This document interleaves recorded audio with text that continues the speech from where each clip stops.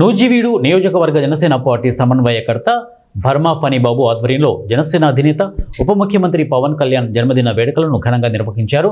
నూజివీడు పట్టణంలోని స్నేహ rights ఆశ్రమంలోని చిన్నారులతో cake cut చేయించిన అనంతరం భర్మా ఫణిబాబు జనసేన పార్టీ నాయకులు, కార్యకర్తలు చిన్నారులతో కలిసి అల్పాహారం చేశారు.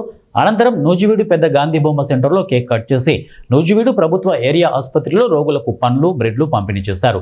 ఈ సందర్భంగా జనసేన పార్టీ నియోజకవర్గ సమన్వయకర్త భర్మా ఫణిబాబు మాట్లాడుతూ జనసేన అధినేత పవన్ కళ్యాణ్ ఆదేశాలతో ఆయన పుట్టినరోజు వేడుకలను అనాథ శరణాలయాల్లో నిరాడంబరంగా జరిపినట్లు తెలిపారు.